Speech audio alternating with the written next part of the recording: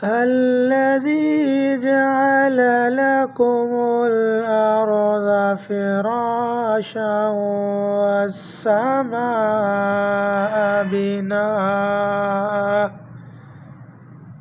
وأنزل من السماء ماء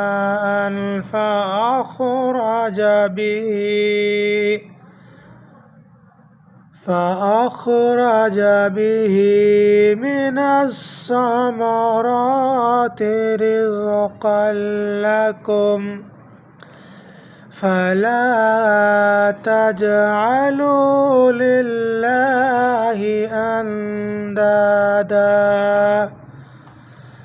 أندادا وأنتم تعلمون.